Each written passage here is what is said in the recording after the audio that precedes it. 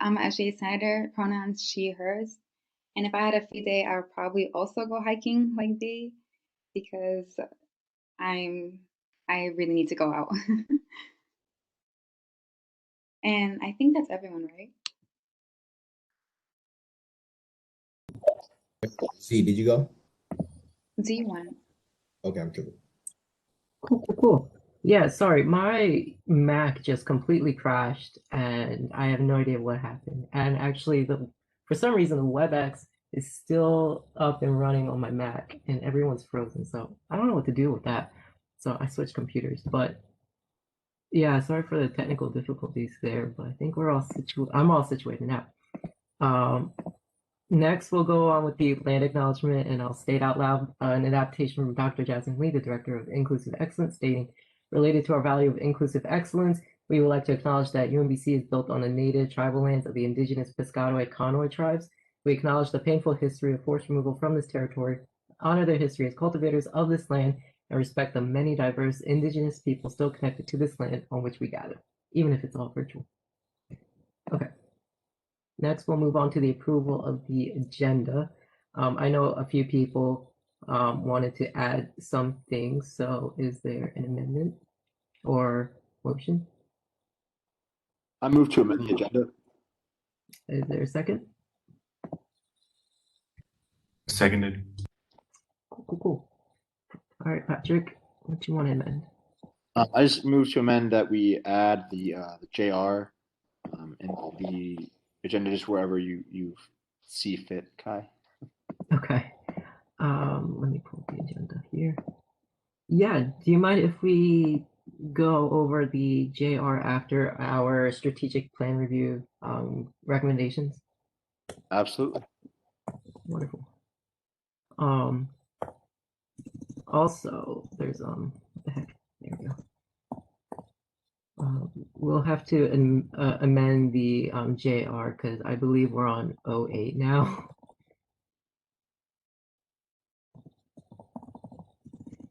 I'll just do that. Okay. I would also like to amend the agenda as well because Z has an allocation for health fair incentive. I believe we have to amend for each line item, so I amend the agenda for that. Is there a second? Second. Cool. I'm gonna assume general consensus. Correct me if I'm wrong.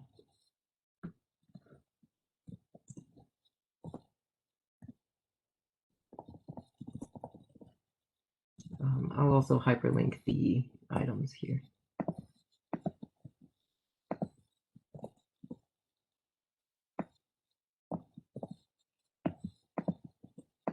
Cool. And Mena, is there anything you wanted to amend? No, I'm good. No? Okay. All right. If there's nothing else, cool. If there's nothing else, is everyone good with the agenda for today? Is there a motion on the floor? I move to approve the agenda as amended. Wonderful. Second. There's a second. Cool. General consensus? I'm assuming so. All right, and with that, the agenda has been passed. Let's move on to last week's minutes recorded by Victoria, who unfortunately isn't here today, but is excused. I hope everyone had a chance to look over the minutes. I did change a few things, but it was only spelling errors. That's all that I kind of changed. So I hope everyone's all right with the minutes. If not, is there an amendment or a motion on the floor? I move to approve the minutes. Cool. Is there a second? Seconded. Cool. I'm assuming general consensus as well. And with that, the minutes have been passed. Okay. I was hoping to gather at least a 15 to 20-minute discussion on the SPRC recommendations. They met this last Saturday and made some recommendations for Senate. If I can put the link to their recommendation. I was a Senate rep, so if you want me to speak, or also Rashad is here as well, if you want him to speak as well, to like Yeah. finalize some of the recommendations. Yeah, Reese, do you want to kind of walk us through each recommendation? Yeah, sure, no problem. Thanks. So most of the recommendations center around is just allowing student voice on legislation, channeling student voice into legislation, giving students resources to draft their own legislation, and also making sure that UBC students are generally aware of legislation that we're either planning to pass or we already have passed. So like one of them was to create weekly posts on social media about like meeting times, agendas, and other things like that, so that people would know, oh, I could drop in at this time to hear about SGCs or whatnot. And then also every time we pass legislation, we would release like an infographic or something like that. They'd be like, oh, this is how this legislation, this resolution affects you, just so that students are aware of how things directly affect them. And then also what we talked about was perhaps having like a comment period on legislation. So we pass legislation pretty quickly, and like it's mostly internally developed, but there's no reason why we couldn't or shouldn't, and perhaps we should just try to get general comments. Like it could be just Google Doc comments, or if we wanted to have more polls for more data on certain legislation, just so we could have more students in the know, have more student feedback on the kinds of things that we're doing. And in that same vein, we were thinking about revamping the legislation tracker, which is just like a Google sheet right now, and that is managed by our secretary. So we would inform her how to do some more things, so that we would perhaps have that comment period available on the legislation tracker. We blow up some of the certain like cells so that it's easier to look up on the website, so that people would be able to clearly see what legislation is to come.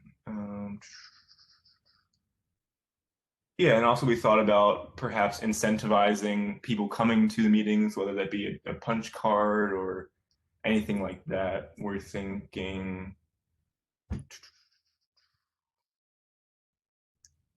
in the same vein, perhaps formal invitations towards students or student groups or departments, and when we are discussing issues relevant to them, we thought that like a formal invitation would be very powerful to like make them want to come to our meetings, but also so we could better solicit student feedback in like a public forum type way, without having to actually have like the public forum procedurally.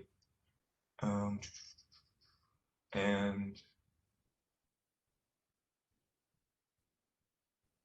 gotcha. And I think that covers it. I don't know if I missed anything. If anyone else has any questions about what I was talking about.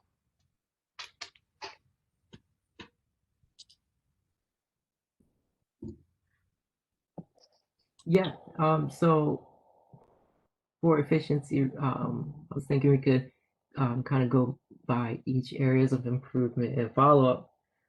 But with the quick glance, it looks like most of this is just adding things to the SGA website and kind of partnering more with communications, and this is what this has to offer. So creating weekly posts or social media, partnering with formalizing communication and meeting updates and agenda items. How would that look like? Yeah, so it's you, Wendy, or Victoria. Perhaps someone would figure out like a point of contact in comms, perhaps to do a weekly thing instead of having to do a form each week. Something where it's like a little more of a direct communication, and you just to push it out weekly. Mm. Maria says in the chat that when we have to submit those requests a week in advance, though, and the agenda is usually finalized the weekend of. Traditionally, yeah. Traditionally.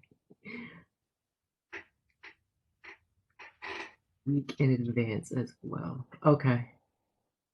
So continuing forward, how would I do that? So for next upcoming meeting, I would have to have the agenda finalized a week prior usually, or because currently what I do now is I send it out Saturday.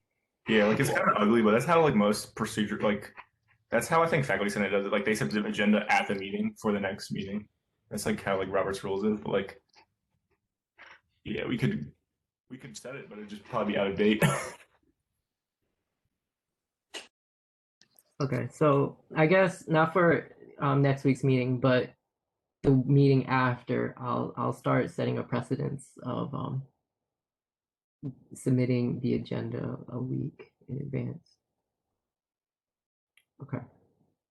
I'm just gonna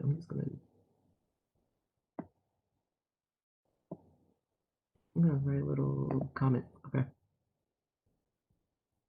Submitting a posting request about newly drafted legislation, what they mean for the student body. That's something I mentioned about updating the website, and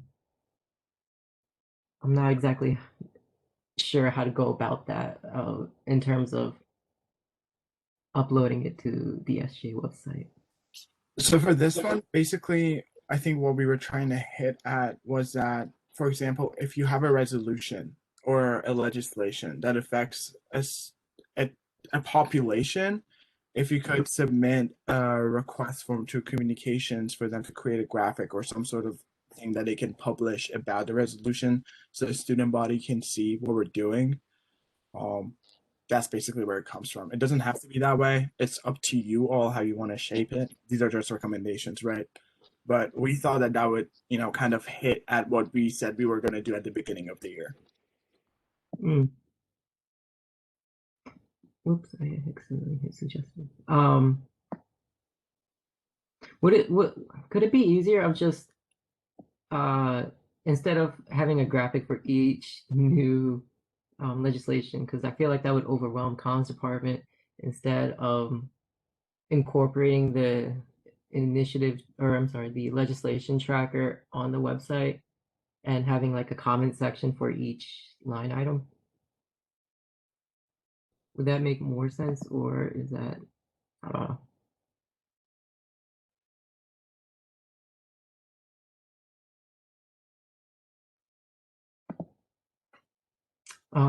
Maria says I could do it for you. Could you go more in depth? She has access to the website to edit it. Oh, you have access. Oh yeah. Okay.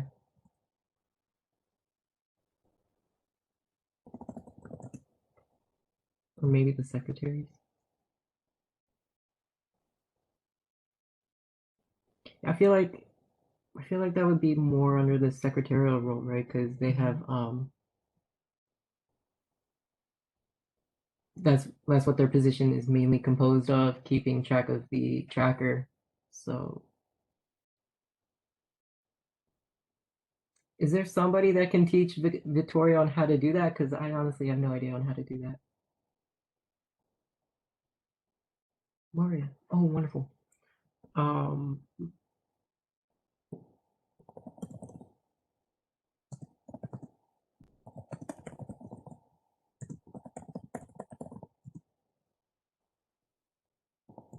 Okay. Yeah, Maria, if you could get in touch with Victoria, not this week, but sometime next week, and teaching her how to do that, that would be greatly appreciated. Presentation monthlies, reports, I can definitely do that. Now I can start doing that with the April. I guess that's our last month. And then informing students about the legislative powers they hold within the frameworks of SGA from an early stage of their undergraduate career. What sort of roadmap could this lead to? Feel free to unmute. I feel like I'm just talking, rambling.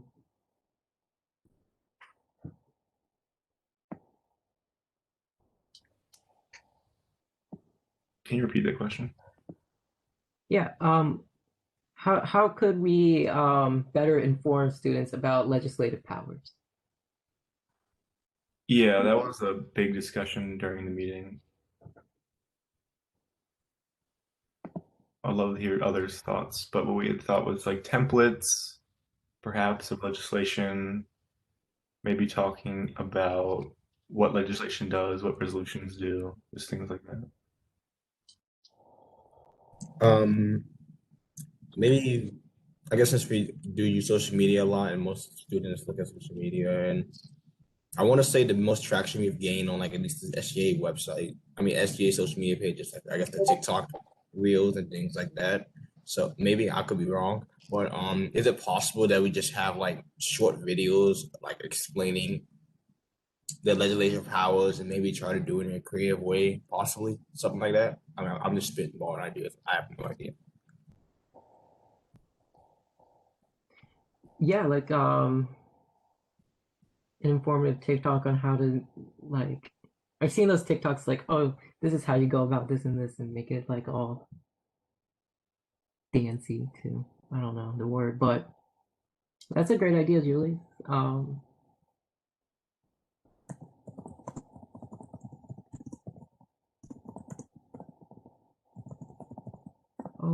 my. I was going to say too, I know we talk about this all the time, but if we were to maybe post like an incentive for people to actually come to our meetings who are not in SGA, and in that meeting, we can kind of explain everything point blank about what they can do, how the meetings run. So it's more, I guess, not face to face exactly, but they'll be seeing firsthand exactly what we do. And just in case like the outreach isn't doing what we planned, we can just have them come and maybe have like a raffle or something like that. Yeah, Jessica, what are your thoughts? Because this sounds like it kind of coincides with your initiative. Like with regards to like how to incentivize people coming. Yeah, and piggybacking off what Nayla just mentioned. Yeah, I think like in general, it's all about like preventative measures slash like the stuff we do like foundationally at the beginning. Um, so like in my head, I'm thinking a lot of like long-term things of what can make SG like more visible aside from I feel like social media is the easiest short-term wise, but long-term wise like building relationships with student organizations as well as like for example being present during orientation or having some kind of SGA segment possibly um so that you know SGA leaders can introduce themselves to like the younger students as they come in and stuff. So like making a habit of those things that really help build a relationship between us and the student body. But yeah, that's like I'd say like I like Julius's idea with regards to like video content just because that plays with the algorithm really well. And utilizing like our highlights and stuff like that. As well as just like updating everything would be like the most like tangible and achievable first steps at least in getting this done. Yeah. That and also I don't know if incentives will work. This is just like my personal opinion, but like I know that like the Resident Student Association, like we've always incentivized a lot of our programming and it still doesn't guarantee numbers. So it's something that's like worth doing maybe to like generate hype, such as like giveaways and stuff to like tag people to at least like get like some kind of like exposure with regards to following. But I don't know if like spreading information like and associating that with a giveaway is like the most effective means. If that makes sense. Okay, to add on to that, Jessica, because like that's a good point. When me and Rashad, I think last semester, our office hours were an Instagram Live where it was basically just one big Q&A. Do you think maybe that would be something that we could do, like a Q&A portion of the meeting where people can log on and just ask any question, and we just like kind of tie that in to what we do? So I know that Kai and Wendy tried to do like Instagram lives as well with varying levels of success. I think part of it is that it's like slightly intimidating to enter like an Instagram space sort of. Like in my opinion, like the most effective things that I've seen like it's just like the Instagram like question feature and using polls and like that kind of stuff. But the problem is that communications doesn't want us to have access to the passwords to the accounts. So even though, at least from what I've seen, it's the most engaging tool. Is someone muted or not? Sorry, Wendy, mute yourself. I'm sorry, baby. It's okay. I will gather my thoughts. But yeah, like even though that's the most engaging like method to really actually get opinions from students, because like even if we look back as far as like when Frances was president, and she did like a highlight on like COVID questions that students had, and it was very engaging, and it's still a highlight that we have, and like I know a lot of people like looked at it and participated. um like it's a tool that we should definitely like take advantage of. It's just I don't know if it's within our ability to do so. Oh no, I wasn't talking. I used Instagram Live as an example, but I was talking about like the actual meetings that we have. I don't know how possible that is, but is it possible that similar to like the structure of a Q&A live, we just have people come to the meeting and section off like maybe the first 30 or 40 minutes of the meeting is that Q&A session, but it's on WebEx or in person next year. Wait, It'll be a question of engagement as well. okay, then like a Q&A and stuff. Yeah, no, that's perfect. Yeah, I think definitely. Yeah, that was what I was. Yeah. Oh no, I thought you were talking about like virtually and stuff. So I was like, okay, so if it's like in person stuff, then yeah, Q&A panels like tend to work all right, or like doing events centering around educating people about like SGA structure and stuff. That's like something I did during like election board, and it was pretty effective and got a lot of attention. So I think something similar but with Senate could be helpful. So this sounds like just a public forum at the beginning of each meeting where students just can come in and just speak or ask questions. But the thing about that is that in our guiding docs, it states that if a public forum were to be held, it would have to be held within a week in advance. So would this mean if we try to implement this for future Senate, we would just have to amend that section of the guiding doc? Or is this, or am I just, Not just announce it every week for the next week. yeah, so I guess setting, okay, never mind. I just answered my own thing. I don't think you need any guiding doc amendments. It's your, the meetings are in your realm and you can shape them however you want. Oh, okay. I'll add a comment. Or not. This computer's giving me trouble too. Okay. So correct me if I'm getting this wrong, but what I'm hearing is that there should be a public forum at the beginning of each Senate meeting for students to come in that are able to ask questions about.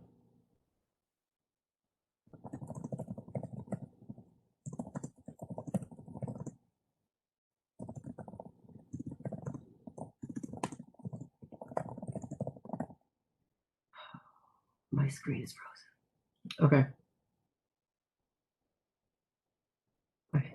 All right. Do y'all think we answered all that for that round?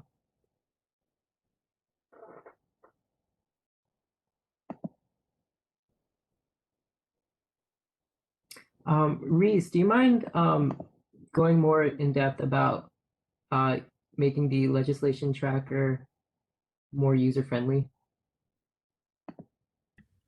Yeah, that's something that I've only just now started to think about, but I think, yeah, right now it's just like a collection of links and basically a table, which I think is just fine for us because it mostly serves the purpose of just centralizing information.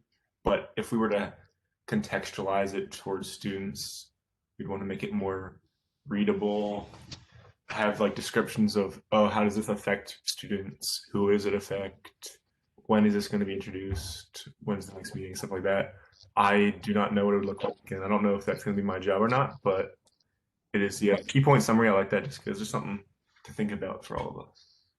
Okay, so I feel like this kind of incorporates with the putting the tracker on the website, having a comment section as well as like a key point summary section, and also hyperlinking each legislation to its respective document on the tracker.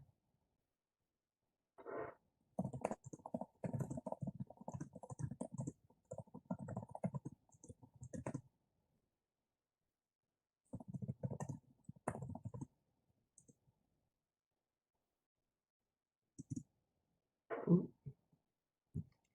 I need to get a new computer because this is bonkers. F in the chat, honestly. Okay, I feel like that answers the this section here. Creating digital punch cards for each event / meeting to incentivize attendance.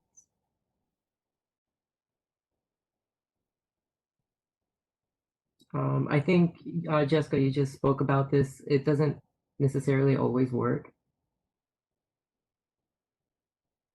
From your experience, yeah, because no matter what, the people who come will generally always be the same people. You won't really have new individuals coming. And even with incentives, people have to, especially in a virtual environment, people have to come over the hump. And also the fact that our meetings like are a little bit longer and such, like it's just like it creates a lot of awkwardness for people who aren't familiar with SGA as much as we want to make it welcoming. So I don't know if incentivizing it in that way would be a good direction to go.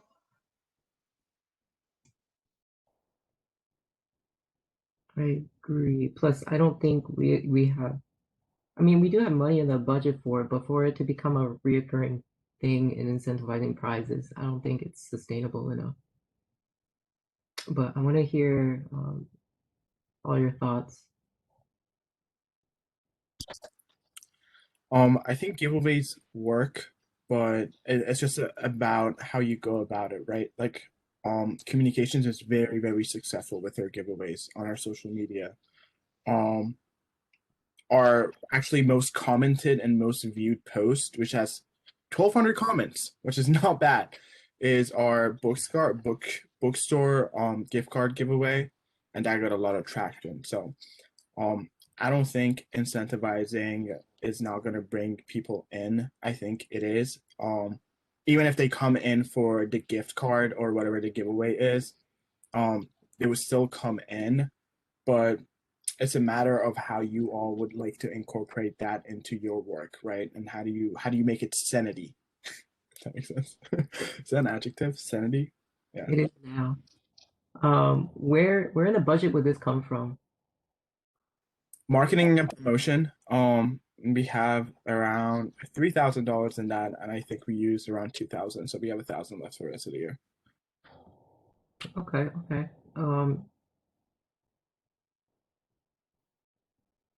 Jessica put in the chat, fear would be if they only come for the incentive and then immediately dip. You just created two. Is that considered a win for us then? Maria says we could do it for bigger meetings with more pertinent legislation we want the student body to know about, so it's not like recurring too frequently. Those meetings might gauge more interest into what Senate is as well. Okay, so I like Maria's point there, because sometimes our meetings we don't have anything on the agenda and we go straight to senator initiatives. But for things pertaining, like for example, Patrick's upcoming JR as well as the JR we passed for free hour, and those are important things that I think students should change. So it's more case by case. And also, I know for the senator, like the get to know the senator bingo that happened last week, I think we could also just put a quick like doodle poll, so people have to stay for a certain amount of time and put their names on that poll so we know who was there, so they're not just coming in for 5 minutes and then leaving.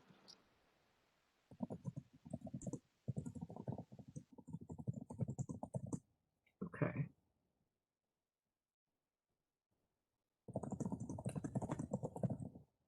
And then you said putting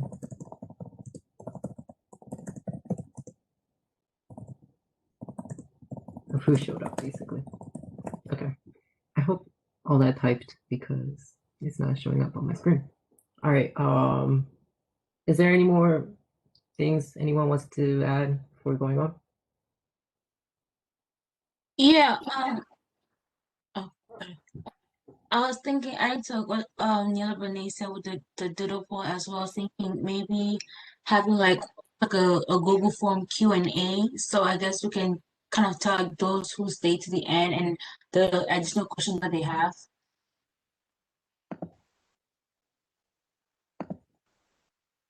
A Google form Q&A. Is this Q&A Google form posted outside of Senate meetings?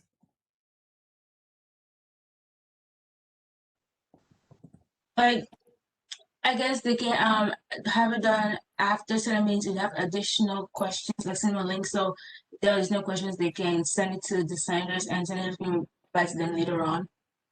That way, you can also get like how many people are attending and what kind of questions like students have. Okay.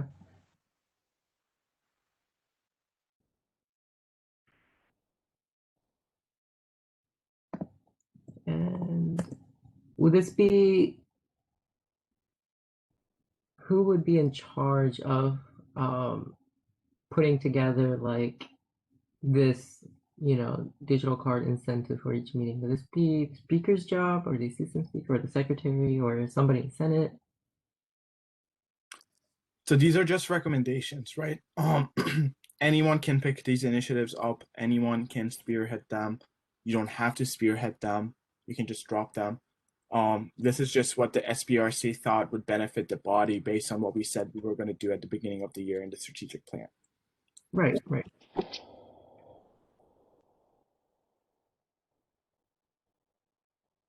But I do agree with a few of these recommendations. Kind of want to create a precedence for at least next term's Senate.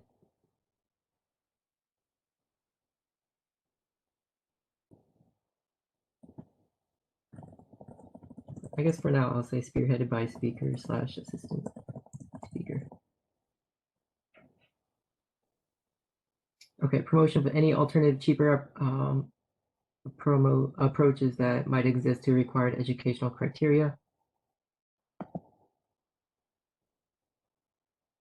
Request to comms and Senate to support OER. That is actually in the works. Wendy and I have been meeting.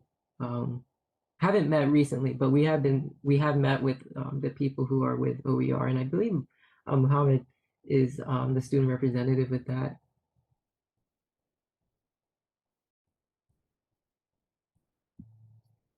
Oh, please work. There we go. So I'm assuming just updating the JR for that. Okay, advocate for better quality in dorms and campus of living. Mena, this sounds like something around your neck of the woods. Do you want to speak more about this?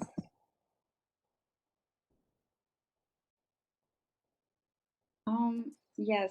Should I talk about what I have done or talk about possible um, options that Shay can or Senate can contribute to this? Just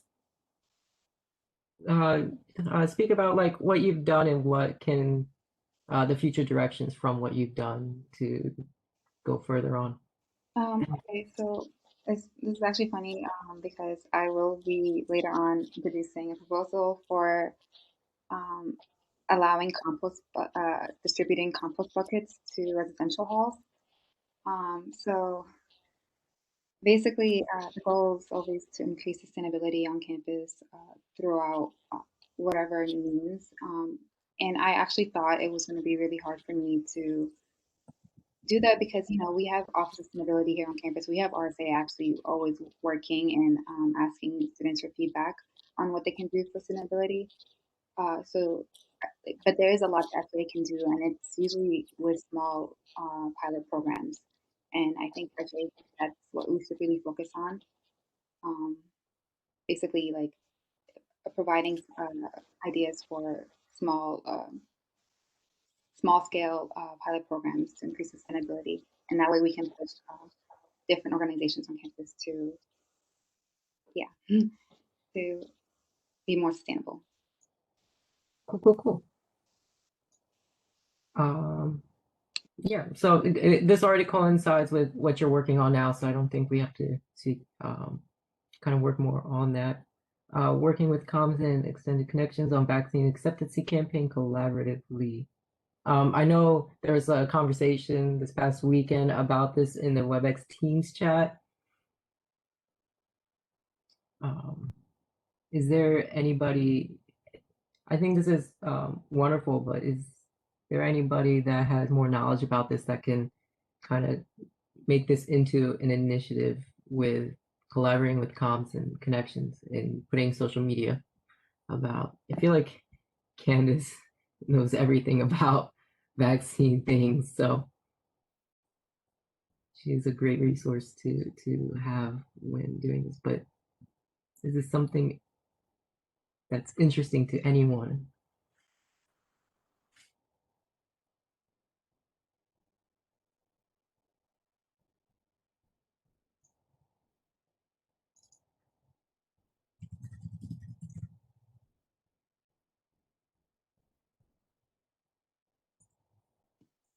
I can do it. Only if you want to. The thing is, I really want to, but right now I'm a little backed up with my initiative, but I should be starting to get freer to start working with this, and I can take smaller steps. Yeah. If you're backed up, Jessica said in the chat that she would help too. I didn't see that. Okay, yeah, that would be great. Cool. I'll just put a note here.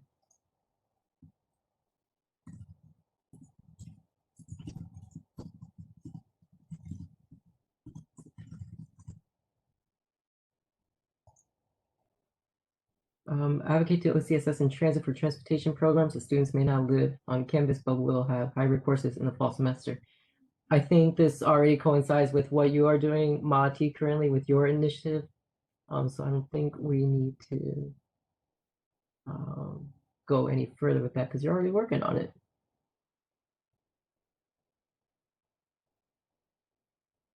Okay. Other recommendations: formal invitation of SGA members, students, and officers across campus interested to participate in weekly legislative meetings, and this goes for nominations.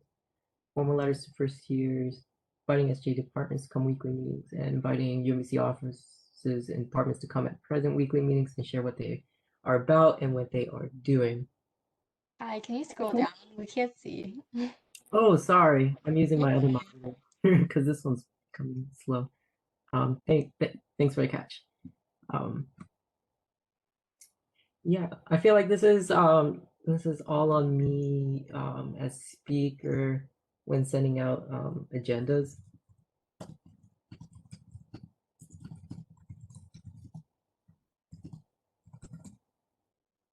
I just need to have access. I tried sending it to the FYAs, but I'm not sure how to go about sending it because I got an error message saying I don't have access to sending it to the FYA program. But that's a whole other spiel. Is there any other comments that we want to discuss about for this section?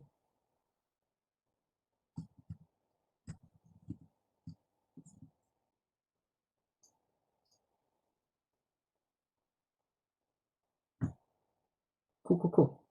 Oh wait, sorry. Are we done with this line item? Sorry, I was kind of like. The formal invitation, yeah. Oh, okay. Wait, okay, never mind. Keep going. Sorry. Yeah. Actually, this is great because I wanted to ask you, Murshad, about the 15-minute presidential report line item to hear about updates. Is this something that you wanted to implement like at the beginning of each meeting or end of each meeting about, presidential and executive updates? I mean, sure. I just maybe once a month because I don't have updates from the admin all that often. So if you want to do once a month, I can come in and tell you all what the admin told me about updates and stuff like that. Cool. Yeah, I can. What are everyone else's thoughts on having like at the end of the month presidential update or executive update? I saw a few nods. Okay, sounds good. Sounds good. Cool.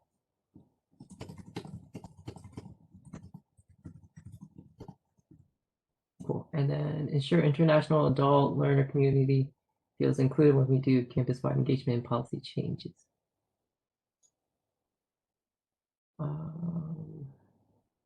How can we go about this? Because I am not actually sure.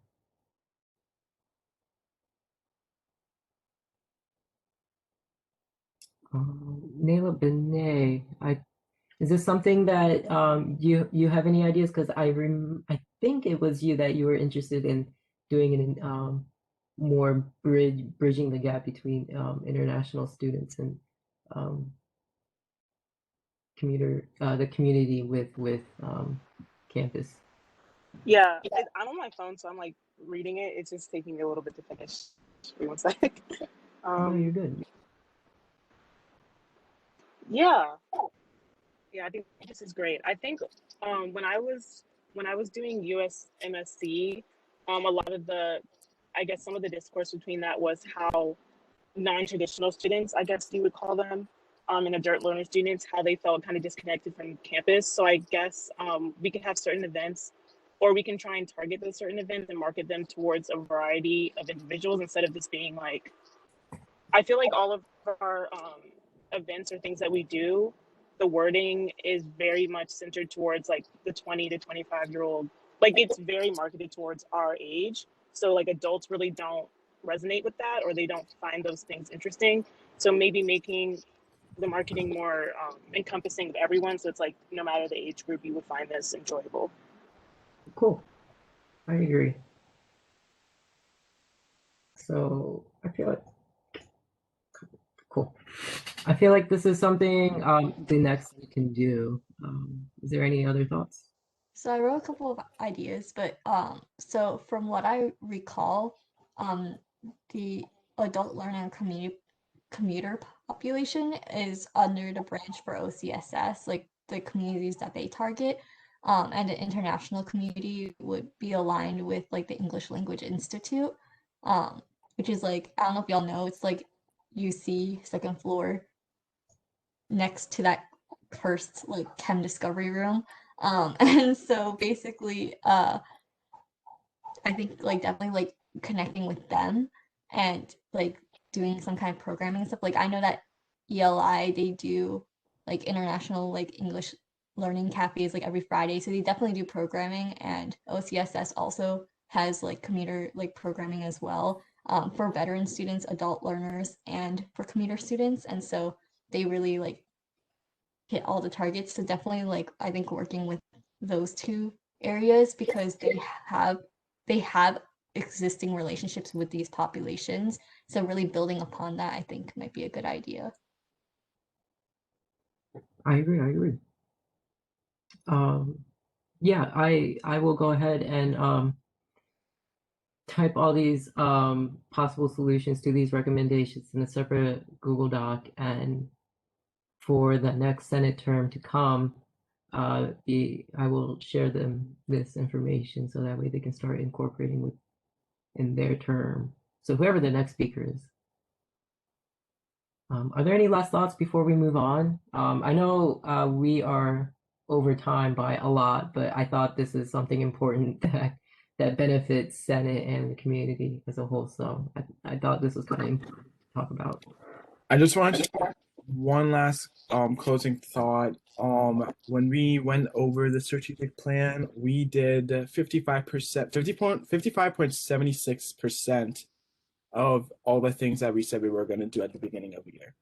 So I think that's really good. Give yourselves a pat on the back because you stuck to your word and you said what you were going to do. So congratulations. Thank you, Rashad.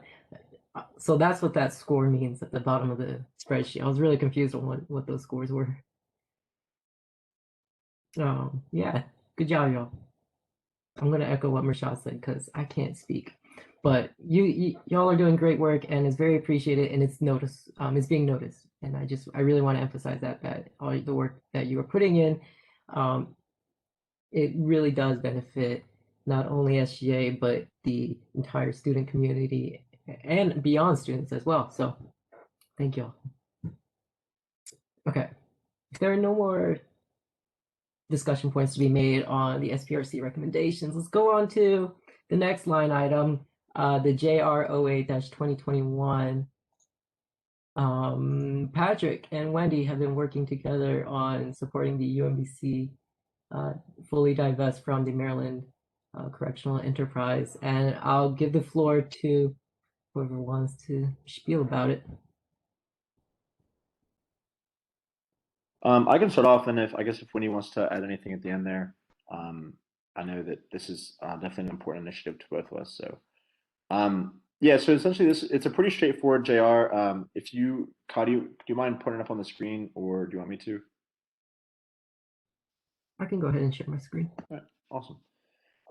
So it's essentially just a resolution saying that the SGA, Senate and Finance Board, hopefully will support the divestment from the MCE, which is the Maryland Correctional Enterprise. So essentially what this is, I think I've explained this already, but just as a recap for any guests or just for the recording's sake as well, essentially what the MCE is, it is a prison working group through like the Maryland Correctional, I don't know actually know what the Maryland Correctional places, the jails, the prisons in the state of Maryland, where they basically have prisoners making the chairs, the desks, a lot of the furniture that we use at UMBC. It is made by prisoners, and so those prisoners are not paid a living wage or really any wage. I think it's like 30 cents an hour, which is pretty atrocious when you actually think about our state of Maryland minimum wage. So essentially what we're asking is that UMBC divests or takes the money out of the system and stops buying furniture and the other like desks and stuff from the MCE. So right now we're currently mandated by state law to do this. There is legislation in the General Assembly right now that would remove this, but we want to make sure, just like on the UMBC front, that UMBC administration and staff and faculty sort of are very aware that we are against this, and that they start exploring options to find out if there's an exemption process or how we can divest UMBC from this. As I state in the JR, one of the things that UMBC has been really has said that they're really committed to this year is the whole like the OEI process and the different transformative justice initiatives that we have. So this is sort of keeping in line with that, right? I think that it's an important part of like, okay, if after the George Floyd events this summer, we said that we're going to commit to inclusion, diversity, equity, and these high-minded ideals, that this is a part of that. That this is saying, we're going to not support the prison industrial complex. We're going to divest ourselves from the MCE and not partake in something that I see and I think that is pretty clearly ethically dubious, if not pretty atrocious, in modern America. So this is, I think, a step towards that. So if anyone has questions, please let me know. And if Wendy, if you want to say anything as well, please go ahead. So.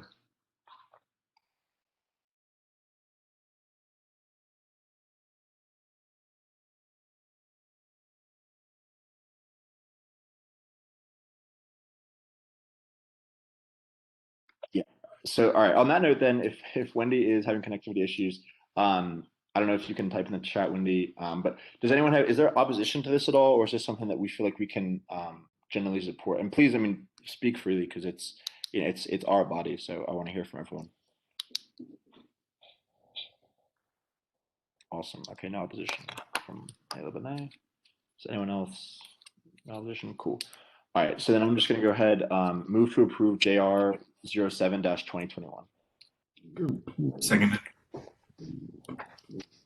Oh, Rashad, no questions for you. I was going to ask if we could amend it, but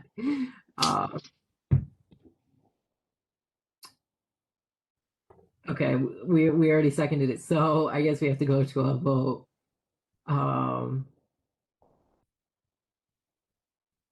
All right, all those in favor, could you please type I in chat?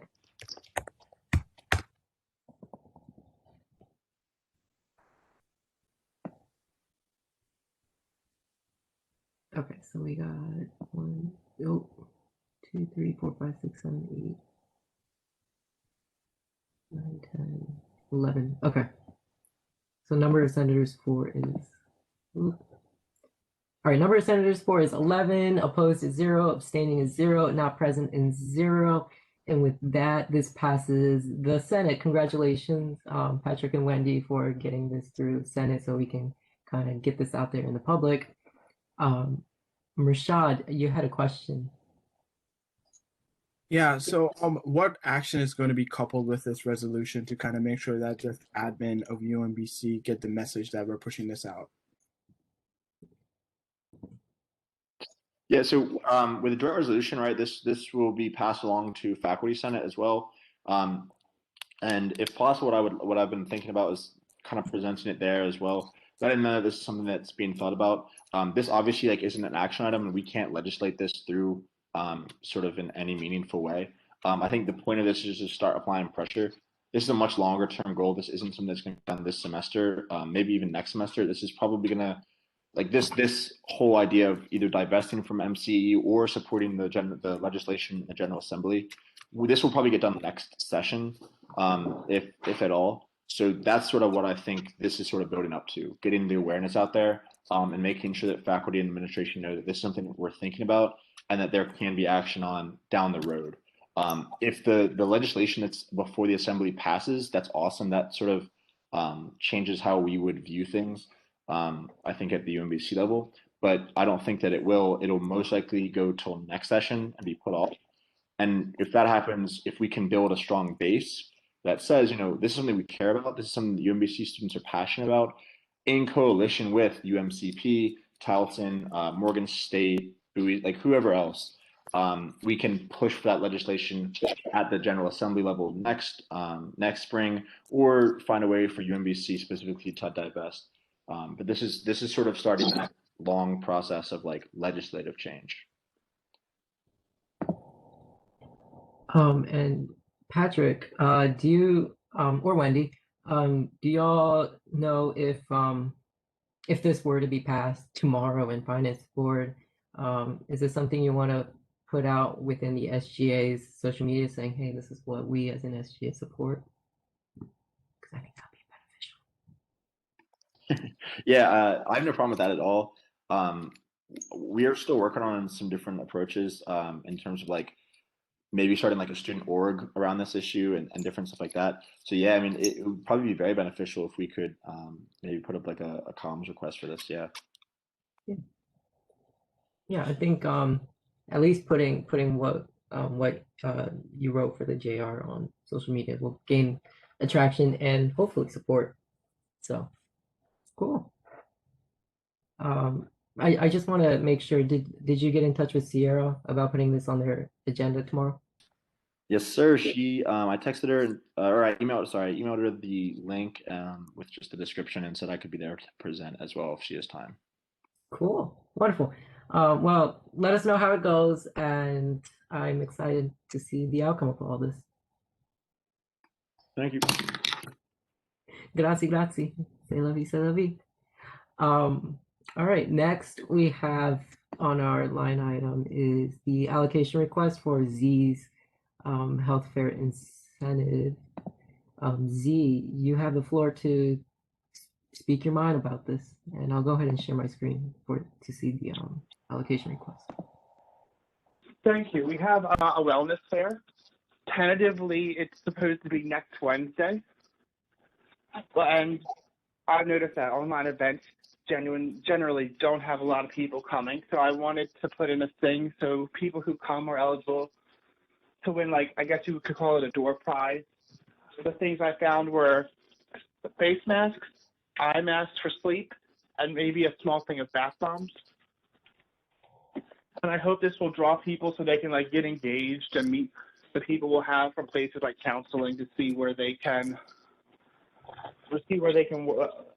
help, not get involved, but get connected to resources. Mm-hmm.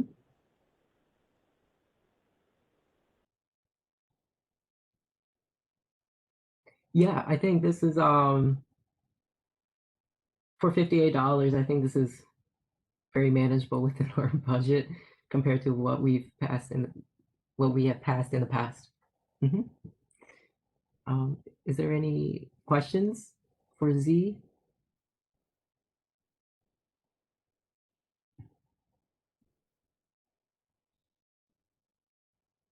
Jessica says all good. Is there any discussion points that anyone wants to Wait, discuss about? I'm sorry, like, wait, why can't they be funded by finance board? Or is that the same thing as Senate? I'm sorry, what was that? Can they not go to finance board for this? Since they work together with organizations and things on campus? Correct me if I'm wrong, but this is an event that Z is gonna hold. This pertains to their initiative. Oh, okay, sorry.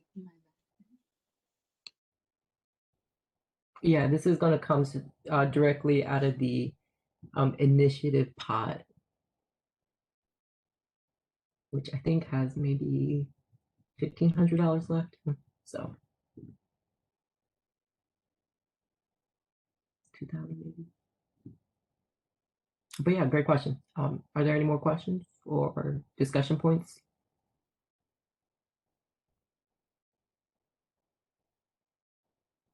There's a small typo in the first line. Whereas other, oh, good catch. Since it's already been introduced, we have to amend it. So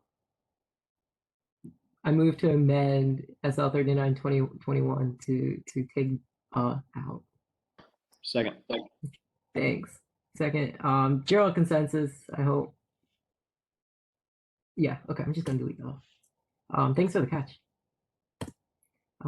Is there anything else in the wording that should be added or changed?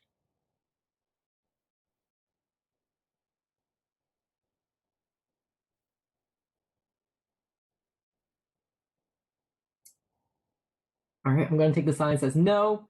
All right, is there a motion on the floor then for this?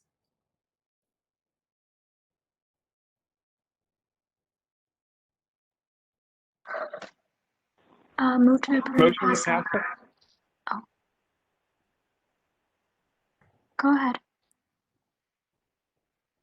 Motion to pass SL 39/2021. Second. Wait a second. Cool. All those for, please type in I in the chat.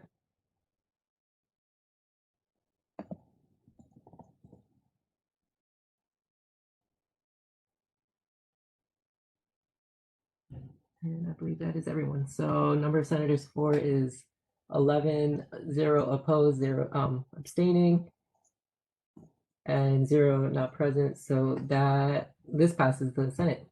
Congratulations, Z. I hope everything is in order for the comms department. And the next steps for this will be contacting David Royer and submitting a ResGaf of exactly which item you want to purchase. So either today or tomorrow, sometime this week, hopefully sooner than later, because your event is coming up, to email David Royer about receiving a ResGaf form to move forward.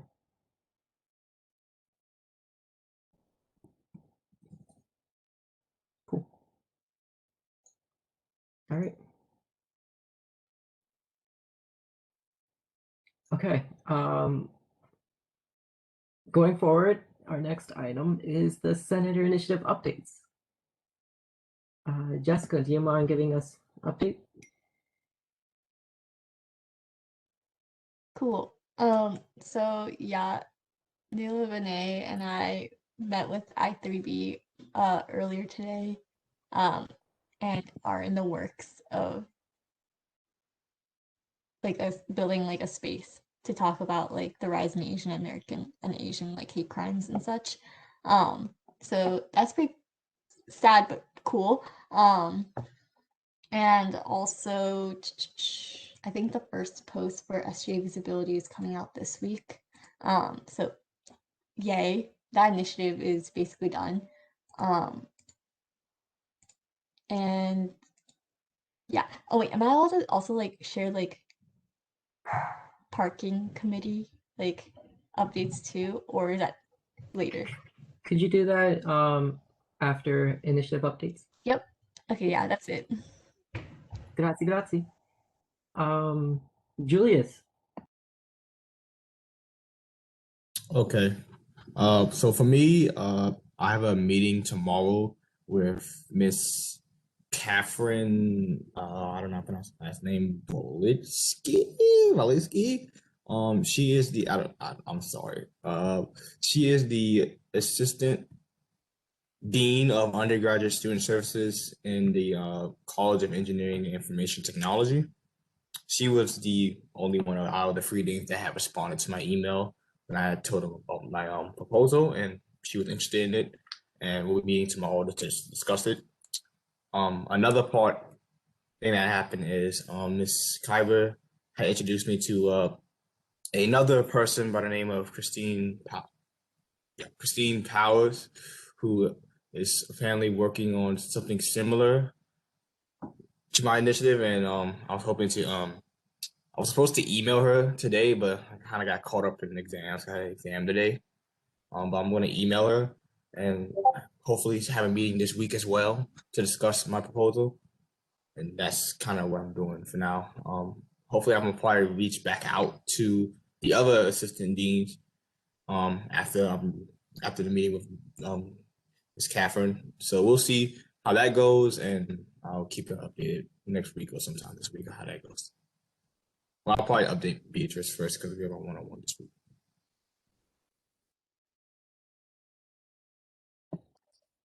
Perfect. Yeah, I love Christine. She's awesome. So you're gonna have a fun time collaborating with them. I believe I don't have the list in front of me, so I'm just gonna say Maria. So I have a few updates for this week, and two of them pertain to the Transfer and International Students Initiative work that I've been doing.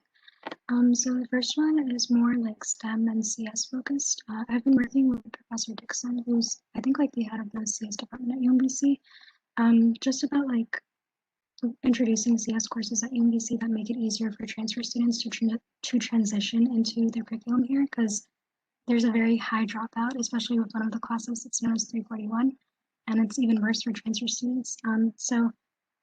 This is something that I kind of like started the conversation with him last year, and so just to give a little bit more background, there's a class called ComSci 340, which is like a transition for 341, but that class, I believe this past fall, it was conducted in Java, which I don't think was super helpful to like, because like 341 is a C++ class, so they're like two different languages. So an update on that is that this fall it's going to be in C++, so that's good. I'm trying to make sure that it's also offered in spring because transfer students like can transfer any season in. And I'm also trying to see if we could maybe introduce like a 0 credit or a 3 credit pass-fail class during the winter session to kind of incentivize transfer students to take those classes and be prepared for these like 300 level readout classes for ComSci. So that was one update regarding that initiative. And then something else was I contacted Dr. Young to see if there's a way to make the 201 language requirement at UMBC more flexible. Because in many cases with transfer students and international students, the language requirement kind of backfires. And I think while one of its purposes is to promote diversity and inclusion, there are so many different situations where it kind of does the opposite. So one transfer student in particular, they contacted me and they told me that their graduation was delayed because their native language was not like offered at UMBC, and they like went back and forth with the language department for a few months, like trying to get an exception, and the language department was extremely rigid about it, and like basically they just feel like it's not inclusive of the language they speak, and they didn't get an exception. So I think that's something that I'm trying to help out with, and hopefully I will have an update about that soon. And this isn't really initiative focused, but like last week, me and Mena met with David to see what Ramadan will look like at UMBC, and we're thinking of ways that they can accommodate for Sahur, which is the time we get up like before dawn to eat before we start fasting, and maybe marketing it through SGA. Yeah. that's pretty much it for initiative updates. Wow. Dang, quick snaps to Mario because that is so wow. Yeah, you're going above and beyond of what the SPRC recommended for international student outreach. So, oh my gosh, thank you so much. Love to see it. If I had a crown, I would pick it up. The language requirement, though, I agree. Yes, Mati. Yeah, so for my initial update, I was able to get in contact with Cyber last week for promote like the graphics for the transit initiative, like how we're going to promote it. And so we came up with 2 times to do the promotion for the transit app that we'll use, and then for the routes that we for the transit map and the route of the UMBC transit. So students who are coming in the fall will take the UMBC transit, will know like the various stops at UMBC, and so that's one progress we've made. I was gonna get in contact with Michelle, but she told me that she's no longer the director of comms. She stepped down, and so I'm gonna get in contact with Ashley, who's the new director of comms this week, and kind of brief her up on what I was working on with Michelle and see how I can continue from that with her. And I was finally able to get in contact with Mr. Teak. So I set up another appointment with him to discuss further about what to do about the transit initiative this week. Oh, thank you, Jessica. Yeah, Daniel T has been on leave for almost a month and a half, so he's catching up to almost everything at once, so it's a lot. But wonderful, Monty, thank you. Mena. Okay, hi. Sorry, Kai, can you walk me through what I'm supposed to do? Because this is my first time. Yeah, so Mena has created a proposal for the composting bags / buckets. And I can go ahead and share my screen, but just walk us through what you. Okay. Should I share? Are you gonna share, or should I? Are you able to share? Because my computer is being so glitchy right now. Yes, I think I can. Oh, cool. Thank you.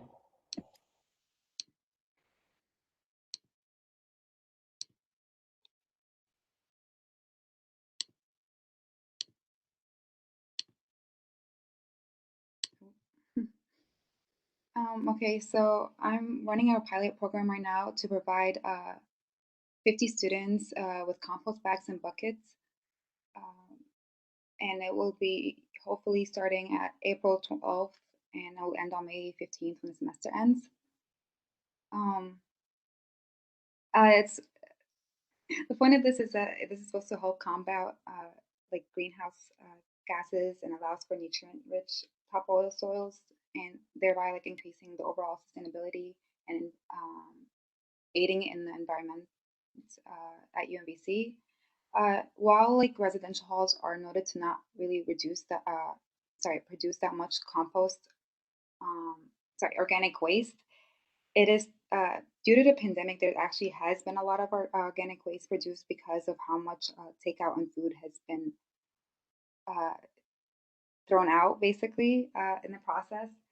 And because of this, a lot of those usually the waste would have been collected by D Hall previously, but now because of all the takeouts, it's just going into the landfills. And the problem with that is that like kind of like slows down the decaying process, and it like takes many years. It takes up landfill, uh, takes up the space for landfill. So this will hopefully combat not only the problem created by COVID, but also this increase sustainability in UMBC as a whole.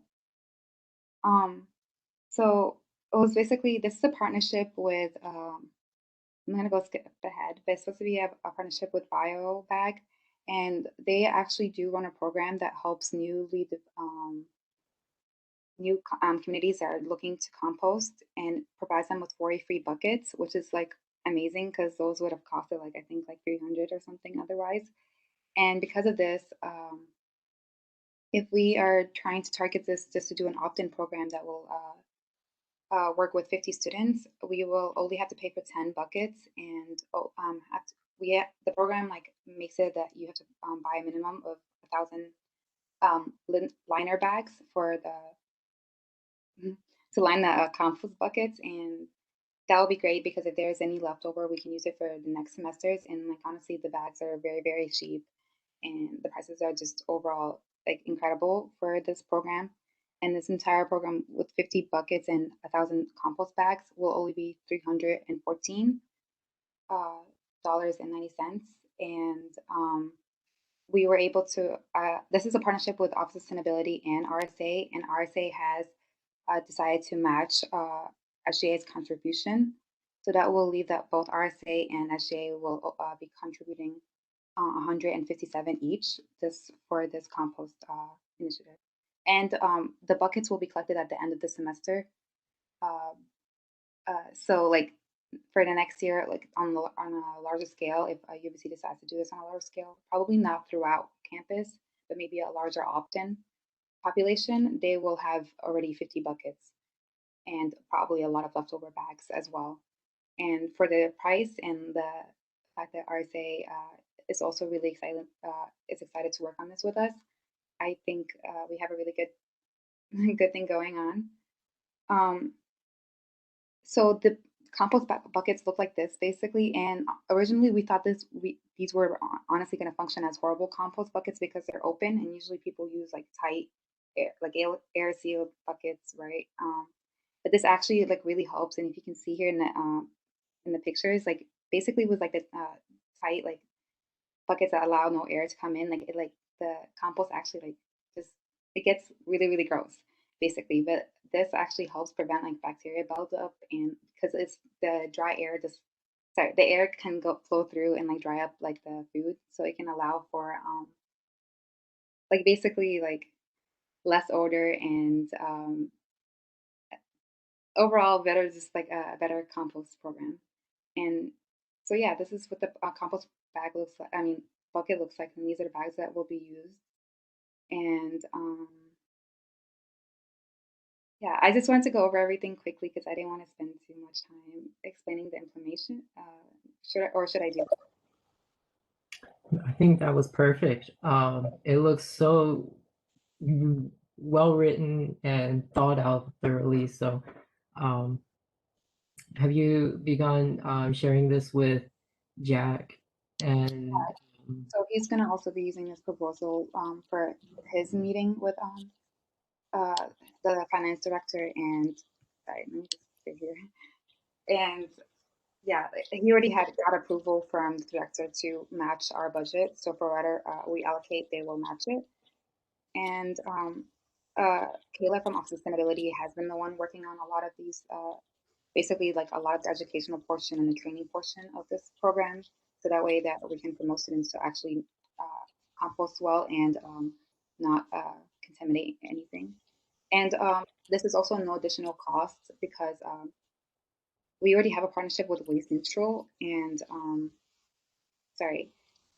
So yeah, we have a partnership with Waste Neutral, so this will be no cost for them to take out because there'll be one location only, and that's on at D Hall, and like all students have access to it. So yeah, it will be no additional cost for us to take out these compost, and sorry, the UMBC's ground department was able to also provide us with the actual drop-off location bin for compost and like the bags used for that, like the 23-gallon bags. So we also don't have to pay for that. So it's like honestly, there was so many cutting corners in this, and everyone was just really helpful in basically pulling this together.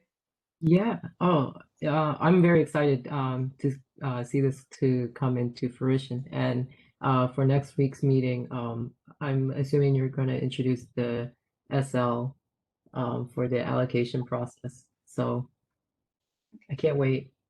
And big snaps to Meta because that was amazing. And if I had another crown, because I already gave my first crown away. If I had another crown, it would go towards you. So thank you. Wonderful. Thanks, Meta. Nail Benet. Yeah, so sorry, for my initiative, well, my proposed initiative was like the Asian American Safe Space, and thankfully I3B like beat me to that one. So I went to the meeting today at 10 a.m. and Jessica was there also, and we're going to be working with them to kind of like structure it. So I guess my initiative is going to now be like just really helping them get that space together and giving as much input as I possibly can. So that's where I am right now. And I think we're planning on meeting again sometime Friday if that works for everyone.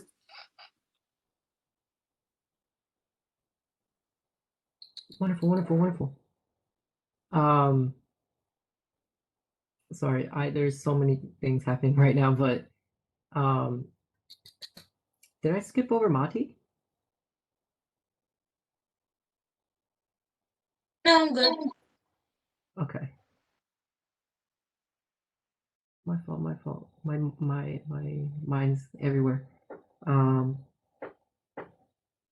Reese. Yeah, so in my one-on-one with Kai and Wendy, we talked about one of my initiatives, which would be the spiritual successor to Prove It.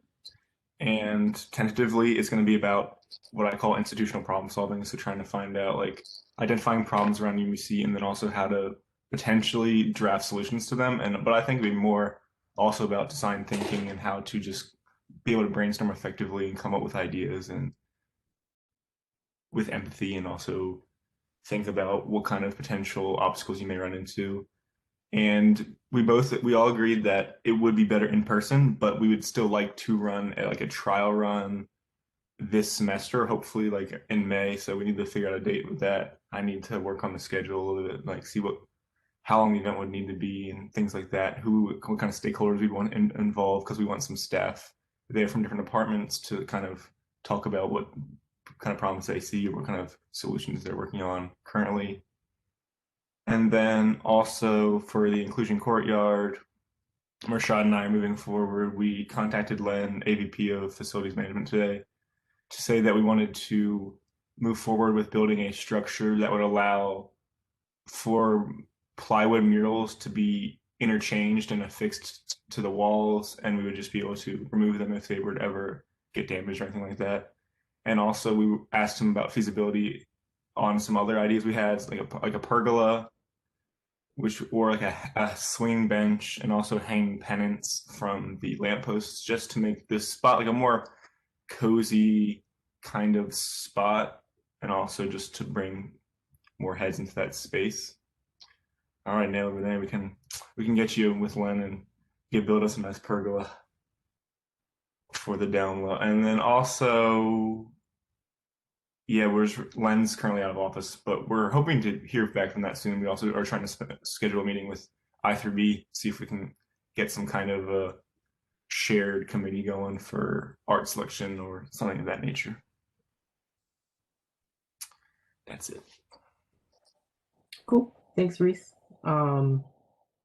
Patrick. I mean, you already kind of give us your update with your SL, but is there anything that you wanted to mention? No, I think that pretty much covers it. I am probably going to start to look for like a second, like smaller side initiative, just to kind of fill my time, as this one is going to start to slow down probably a little bit as we start to hit some roadblocks. And it is a longer term initiative. So, but yeah, I mean, for this week, just keep reaching out to schools and waiting for answers and stuff like that. Yeah, you can always if you're interested in working on any of the recommendations the SPRC put out, you could also work on that if you wanted to. But it's funny. I was thinking the same thing when you were talking about that earlier. So thanks. Cool. Thanks, Patrick. Z, is there anything you want to mention before you also did mention stuff during your SL, but is there anything else you wanted to mention? Yeah, ostensibly it's supposed to be next week, but I don't know if it's going to have to be postponed again because communication still has not gotten back to my messages.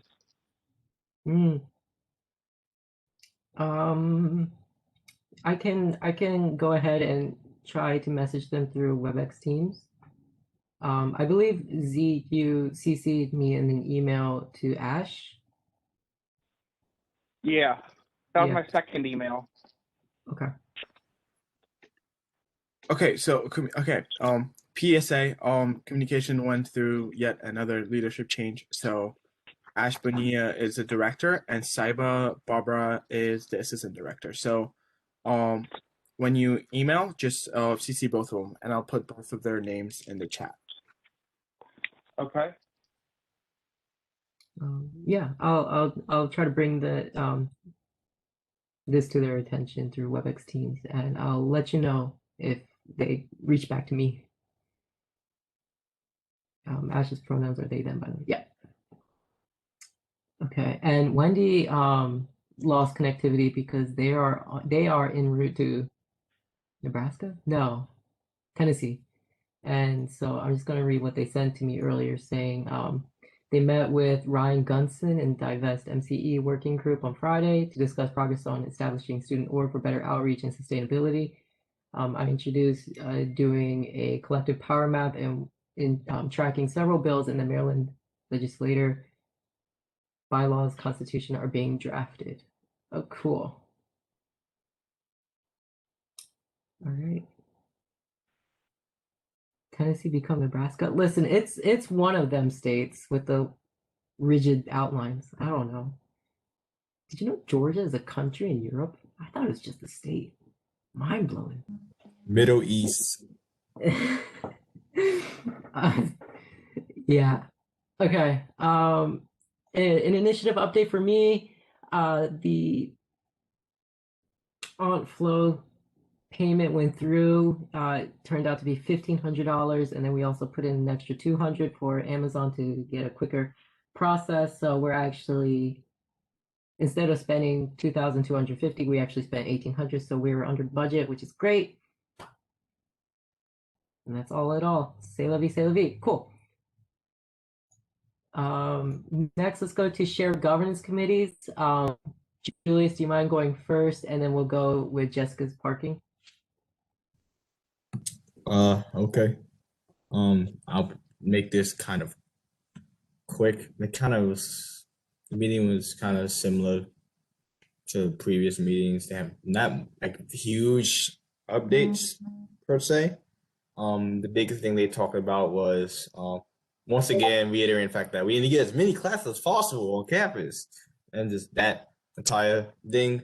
I guess the big interesting thing about that is the University Ballroom is now live via class, which I found extremely interesting. Also, they did bring up the possibility, well, at that time, the possibility of free hour being, from our 2 to 5 slot. That was talked about. Another interesting thing that was brought up was the safety measures.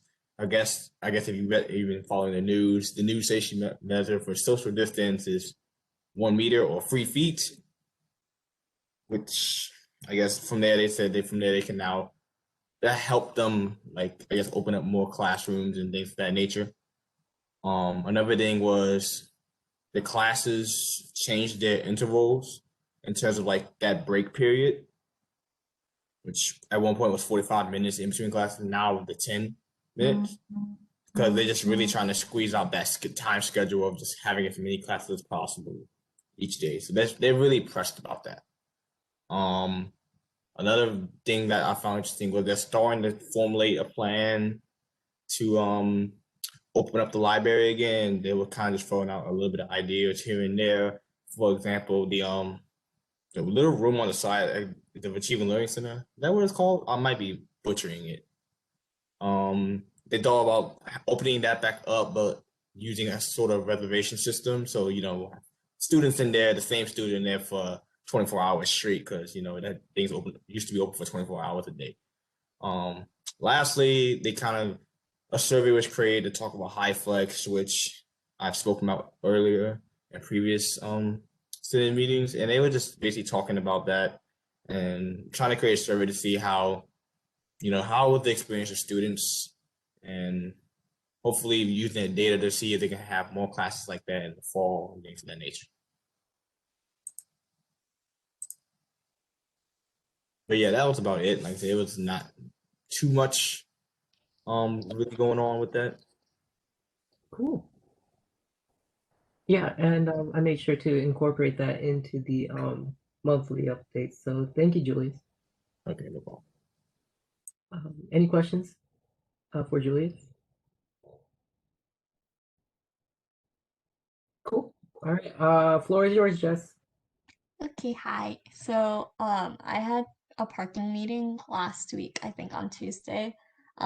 Basically they're working on an app for a way for people to pay for parking fees, but there was concerns about like accessibility, like the one-time need to download and you're gonna like immediately uninstall it and stuff. So there was suggestions on a web-based slash like browser-based option instead of an app so that it'll be more accessible slash just better, but they have to see if it's actually possible to do. So, next thing was the part that made me sad. So, they increased citations and they increased fees and added new fees for almost like everything. Um, so these increases ranged from, it was like a whole chart, but I noted that it was like around $10 to $35 depending on the fee. The one that made me really sad was the parking fee. Normally it's $20, I believe, but they bumped it up to 35 to parallel with CP's $45 fee.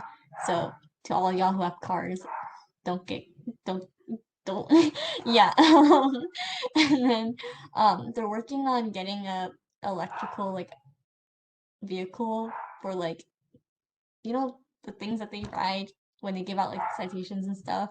Um, but yeah, it's gonna be electric to kind of go along with the whole like sustainability thing, but it's also to help increase like efficiency and enforcing policies. Yeah, and then yeah, other stuff was pertaining to employees. Just a reminder again, if you have a parking permit and you have two cars on it, they both can't be on campus at the same time. For some reason, they like covered that during the meeting. I was like, okay, cool, and that's it. Cool. Thanks, Jess. I have a question about like the app, the one-time download. Didn't the iPhone just have a new update where it's called like App Snaps? So you don't download the app 100%, but you only download it to use it for that one time. Am I tripping? App clip, yeah. Android users can't relate. The Android switch Yeah. over. Cool. Will I though? That's a real question. Oh yeah, I forgot to mention with the app, they're still gonna keep all the stations open just in case you don't want to download the app. So yeah. Cool. Wonderful, wonderful. Thanks, Jess, for going to Parking Advisory Committee. Is there any questions for Jess?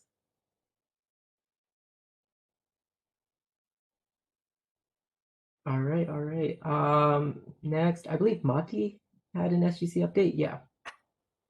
Yeah, so today I went for the landscaping SGC and I talk about the various building plans that they have. The first one that they spoke about was the UMBC stadium and how to add a ticket stadium, develop the ticket stadium and how you have a broadcasting a viewing booth and so on, just to make it, because they used to have uh viewing booth in the stadium like around 3 years ago, and they want to bring it back and have space for disabilities in the stadiums and have more access routes in the stadiums. They're gonna add a press box, and then with that they're gonna add more restrooms in the ticket booth. You have women's restrooms, all genders, men's, and just make it more accessible to students. And they have a construction plan in place. The first phase is going to start this summer, June 1st, and end by September 5th. And during that time, when it ends, the baseball and softball fields will be active for those sports. But then the second phase of it, which is the completion of the building, is gonna start June 1st and it's gonna end in summer of 2022. That's June 30th. So that's the plan for the stadium, and the plans during this building phase, they're not gonna have any spectators around because there's still gonna be construction. And by May they're gonna start a contract with the contractor so he can start working. And then the second building plan that they had was the utilities upgrade for the restoring the stream and building a bridge, basically building a bridge around the UMBC stream and working on eco-friendly environment that's getting rid of pollution in the area. I think no one's getting rid of was it storm waters, basically making sure that the area around the stream is clean and um building routes around UMBC that can make it accessible towards the stream and making it making the channels stabilized and just reconnecting that area to the UMBC community and making it so that it's it's cleaner, it's accessible, and it's not basically cut off from the UMBC community. So that's what we talked about today.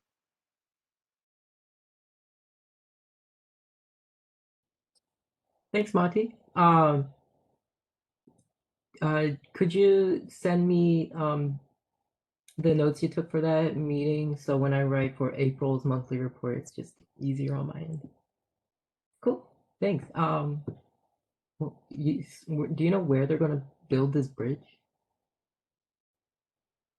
Yeah, so there is like a river somewhere in UMBC. I saw the map, but there's a river around you. They want to build a bridge over that river. So, but I'll ask the exact location of where it is and let you know. And it was also the meeting was also recorded, so try to ask for the recording and send it to you as well. Oh, cool. Thank you so much. Yeah. I imagine it's like around the Pig Pen Pond area, but are there any questions for Mati?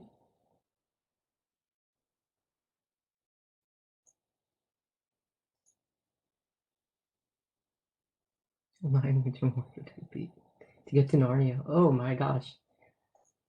A lot of administration people know about Narnia, and that kind of surprised me. All right. I believe that's all for Shared Governance Committee updates. Announcements. Are there any announcements? I don't think I have any announcements. B, do you have any announcements? Just a quick reminder that we have Senator 101s this week. That's about it. Yes. I believe I'm not entirely sure, but the end of our Senate term is approaching fast. I believe it's towards the end of April, mid-April, which is in like 3 weeks. So on your toes about that. And I hope you all a speedy election season. Cool. I think that's all I'm legal about to say in terms of elections. All right. If there are no more announcements, I'll go ahead and adjourn the meeting at 7:12 p.m. and I will stop recording.